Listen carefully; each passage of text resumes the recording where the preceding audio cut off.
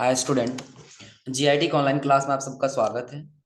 और आज की क्लास में हम जानेंगे एक्सेल में कि अगर जो हमको एडवांस सैलरी शीट बनाना है तो कैसे हम लोग एक्सेल में एडवांस सैलरी शीट बनाते हैं। अब देखिए सबसे पहले अगर जो हम बात करें इसमें इसके हेडिंग की, देखिए सबसे पहले हमने यहाँ पे टाइप कर रखा है एम्प्लॉय आईडी कि जितने भी आईडी उनका जितने भी एम्प्लॉय उनकी आईडी हो जाएगी। उसके बाद उनका नेम, उनका डिजिग्नेशन, कौन से पद पे काम करते हैं, उनकी बेसिक सैलरी क्या है और उनका अटेंडेंस शीट क्या है। और अटेंडेंस के बाद फिर क्या निकाला गया है सैलरी।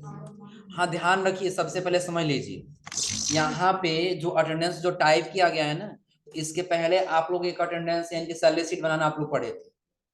अटेंडेंस शीट बनाना पड़े थे ना। तो जो जितना दिन काम किया रहेगा, जो जितना दिन प्रेजेंटिंग लगाया रहेगा, वही अटेंडेंस यहाँ पे हम क्या करेंगे, टाइप कर। आया समझे ना। जैसे आप लोग बताए थे ना अपसेंटिंग और प्रेजेंटिंग लगाने के लिए, अपसेंटिंग और प्रेजेंटिंग लगाने के लिए क्या होगा, अपसेंटिंग और प्रेजेंटिंग लगाने के लिए बताए थे ना।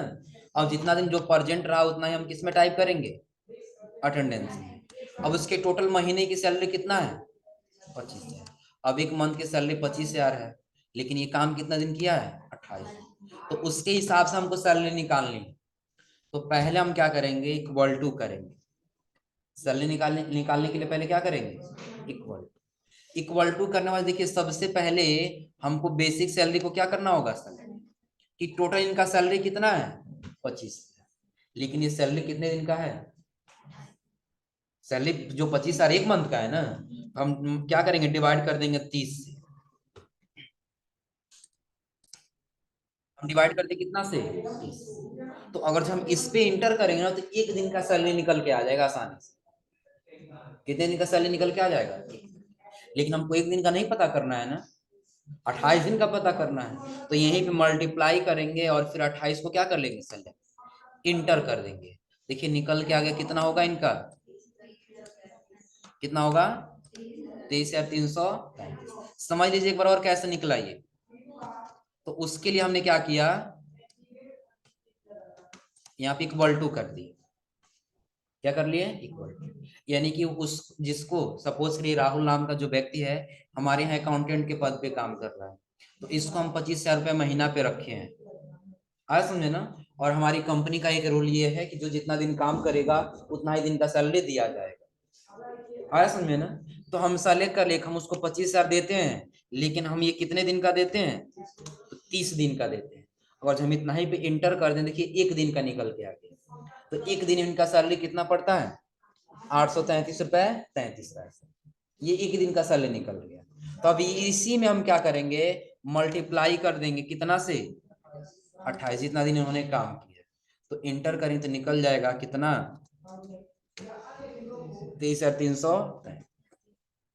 एक का निकल गया ना, एक का जब निकल गया तो इसको ड्रा कर लेंगे, नीचे तक सबका निकल जाएगा, हो जाएगा ना। अब इसके आगे आएंगे तो दिया है HRA। HRA का फुल फॉर्म होता है हाउस रेंट अलावेंस होता है। जब आप किसी कंपनी में, बाहर की किसी कंपनी में जाएंगे काम करने के लिए ना, तो हाउस रेंट मिलता है आपको। सैलरी का 5%, 2%, 7%, इतना वो क्या होता है, भत्ता मिलता है कि आप अपनी क्या कर सकते हैं, जहां पे आप रह रहे हैं उसकी खर्चा आसानी से आप निकाल सकते हैं। HRA का फुल फॉर्म क्या होगा, हाउस रेंट अलावेंस। आ रहा समझे ना।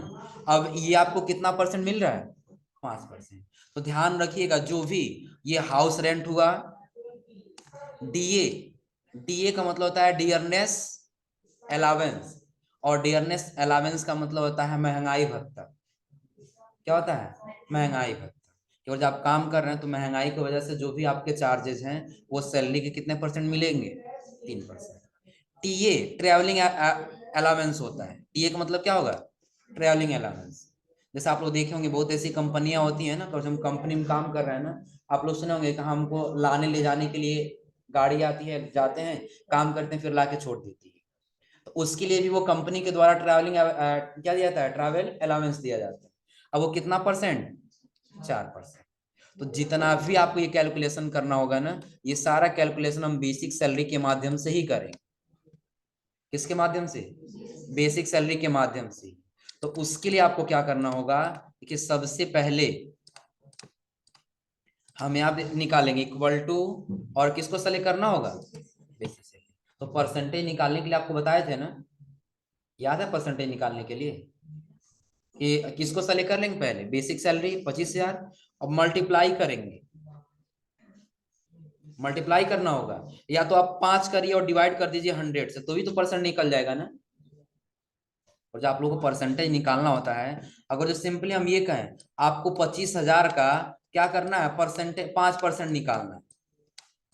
कितना परसेंट निकालना है, 5%। आप लोग यही करते हैं ना, 2500 लिखते हैं, ये 25,000 लिखेंगे, मल्टीप्लाई का सिंबल देंगे, 5 लिखेंगे और फिर बटा कर देंगे कितना से, 100 से। यही करेंगे ना। तो सेम वही काम हमने यहाँ भी कर दिया कि 25,000 में से हमने मल्टीप्लाई कर दिया कितना से, 5 से, और डिवाइड कर दिया कितना से, 100 से। आप लोग उसमें भी बताए थे हम, जब आप लोग को स्टूडेंट मार्कशीट बनाना बताए थे ना, परसेंटेज निकालने के लिए वहां भी बताए थे। वहां पे आपको कितना तरीका बताए थे, 3। पहला एवरेज का फॉर्मूला लगाइए, दूसरा या तो आप मल्टीप्लाई करके डिवाइड कर दीजिए, या तो आप डायरेक्टली यहाँ पे परसेंटेज का सिंबल लगा दीजिए। किसका सिंबल, परसेंटेज, तो भी वही निकल के आएगा 1250। और यदि आप यहाँ पे इक्वल टू करते हैं, बेसिक सैलरी को सेलेक्ट करते हैं, मल्टीप्लाई कितना परसेंट दिया गया है, 5%, डिवाइड कर दें कितना से, 100 से, क्या वही निकल के आ गया है ना। अब एक का निकल गया तो ड्रा कर लेंगे, इन सब का निकल जाएगा, क्योंकि सबका अलग अलग है। जब एक का निकल गया तो हम ड्रा कर लेंगे पूरे व्यक्तियों का, यहाँ पे निकल।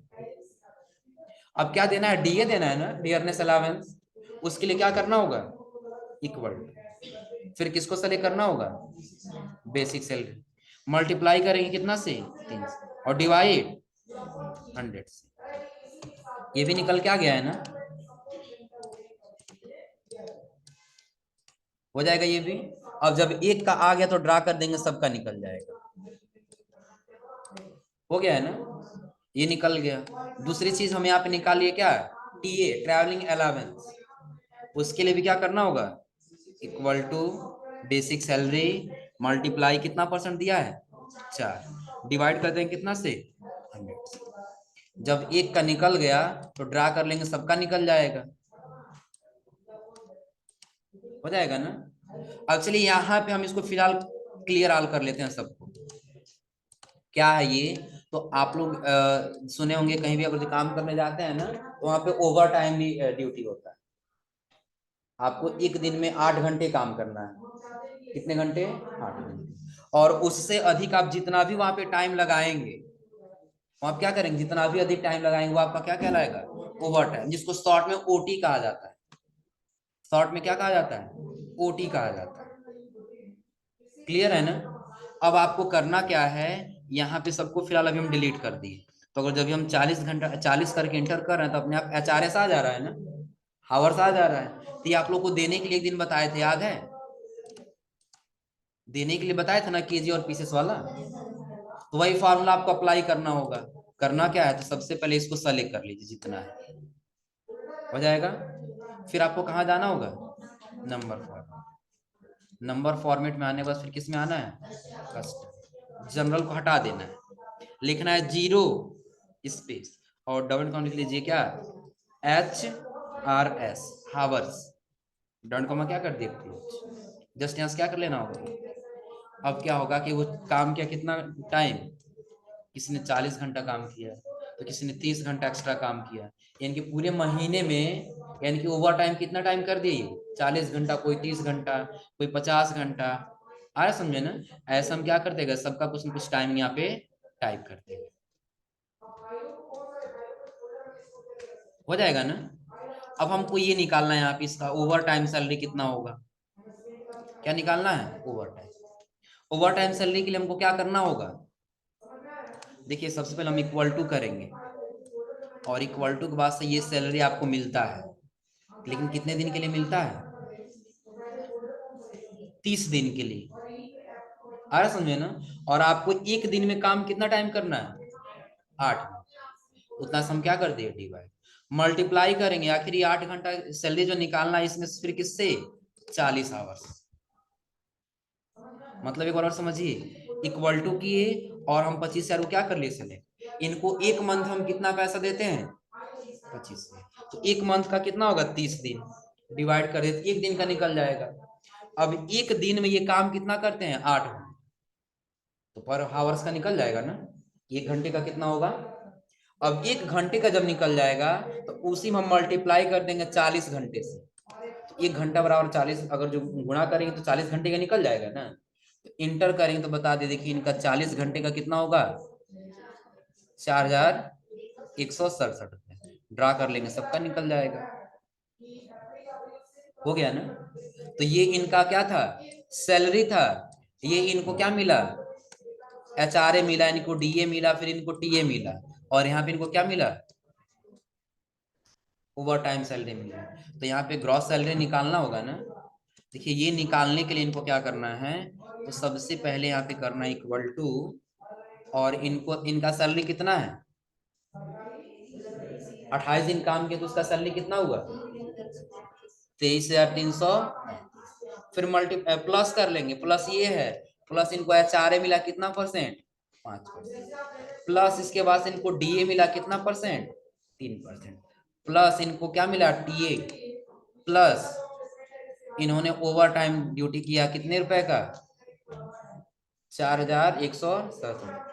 तो पूरा जब जोड़ेंगे तो इनका निकल के आ जाएगा ग्रॉस सैलरी।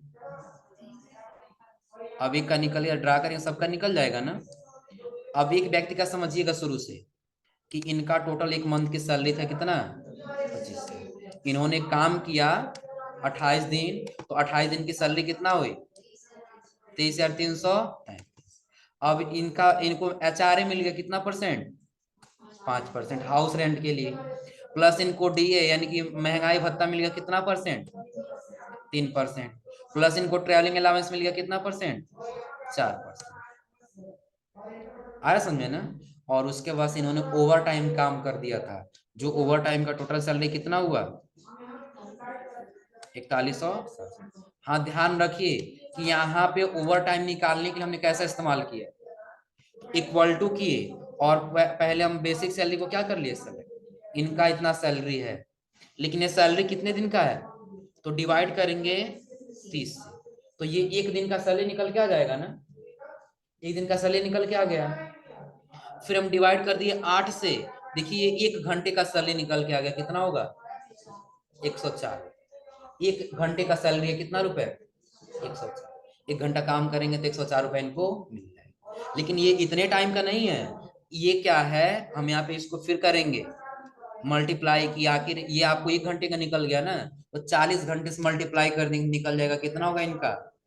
4167 रुपए हो जाएगा ना। अब ये ग्रॉस सैलरी निकालना है, तब टोटल इनको सैलरी कितना मिलेगा?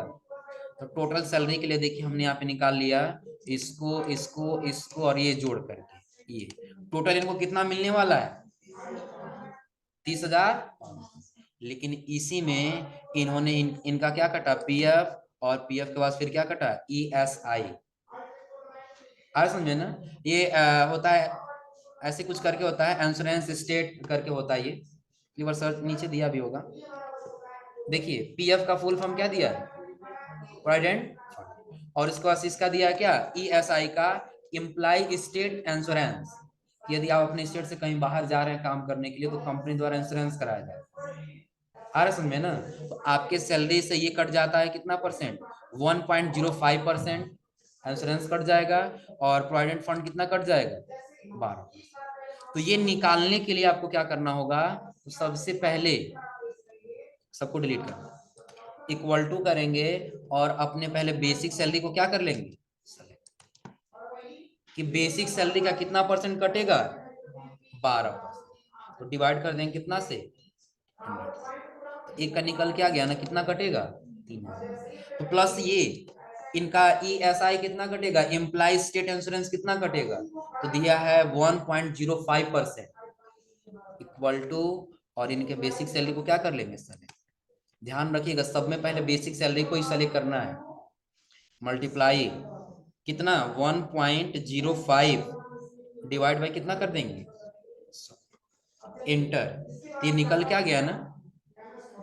अब इन दोनों को ड्रा कर देंगे, नीचे सबका निकल जाएगा। हो गया है ना। तो फिर नेट सैलरी कितना होगा?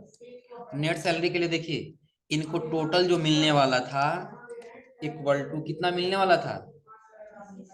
30,500। लेकिन इसमें से इनका प्रोविडेंट फंड माइनस हो गया कितना 30, प्लस फिर माइनस हो गया कितना 230।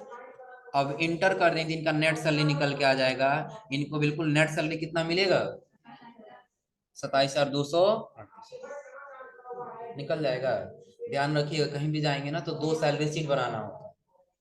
एक तो अटेंडेंस शीट रहेगा और उसी अटेंडेंस शीट के हिसाब से आपका क्या निकलेगा सैलरी निकलेगा। हो जाएगा ना।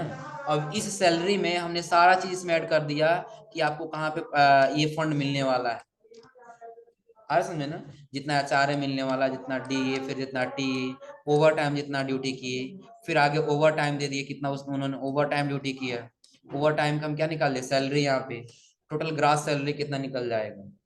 पीएफ हो गया, ईएसआई हो गया, इन दोनों को जब माइनस करेंगे इसमें से तो जो बचेगा वही हमारा क्या होगा नेट सैलरी हो जाएगा। कोई दिक्कत इसमें। अब आप लोग बताइए कहीं ऐसा जो फार्मूला लिखवाना पड़े। हो जाएगा ना। फार्मूला में बिल्कुल ध्यान रखिएगा, आपको बस मल्टीप्लाई करना है। हो जाएगा ना। हाँ थोड़ा सा आप लोग को ये इसमें ये तो निकालने में कोई समस्या नहीं होगा क्योंकि परसेंटेज बस निकालना है। समस्या कहाँ होगा, एक ये निकालने में सैलरी और दूसरा आप लोग को ओवर टाइम निकालने में समस्या होगा। यही होगा ना। तो एक बार फिर से समझ लीजिए कैसे हमने निकाला। इक्वल टू उनको एक महीने की सैलरी हम कितना देते हैं, कहीं भी और जब आप काम करने जा रहे हैं खुद पे ले लीजिए। हम काम करने गए कहीं भी तो 25,000 पर मंथ का है, तो जितना दिन काम करें उतना ही दिन का सैलरी मिलेगा ना। तो सेलेक्ट बेसिक सैलरी, फिर डिवाइड कर दें कितना से 30। तो जब 30 से डिवाइड करें तो एक दिन का निकल जाएगा ना, एक दिन का। लेकिन एक दिन फिर मल्टीप्लाई कर देंगे कितना से 28, तो निकल के आ जाएगा टोटली 28 दिन का इनका सैलरी कितना होगा, निकल जाएगा ना। फिर आगे भाई बस मल्टीप्लाई कर देना परसेंटेज, ये निकल जाएगा। समस्या फिर यहाँ होगी ओवर टाइम में। ओवर टाइम में क्या करना है, इक्वल टू करना है, फिर सेलेक्ट कर लेना है किसको, ओवर टाइम वाला है ना। पहले बेसिक सैलरी को सेलेक्ट कर लेना है, इनको इतना सैलरी मिलता है। डिवाइड करेंगे कितने दिन का, जब डिवाइड करेंगे 30 से तो कितने दिन का निकल के आएगा, एक दिन। और एक दिन में हम डिवाइड कर देंगे 8 से, एक दिन में कितना घंटा काम होता है 8 घंटा। तो ये 8 घंटे में से जब डिवाइड करें तो कितने घंटे के निकल के आएगा, 1 घंटे का सैलरी निकल के आएगा। जब 1 घंटा हो गया तो यहीं पे मल्टीप्लाई कर देंगे कितना से 40 घंटे से। इंटर करें तो इनका टोटली 40 घंटे का सैलरी निकल करके आ जाए। और आगे जाएंगे तो इनका ग्रॉस सैलरी के लिए इन सबको जोड़ लेना है। हो जाएगा ना। ये जोड़ने के बाद से आपको क्या करना है उसमें से पीएफ और उसका से ईएसआई।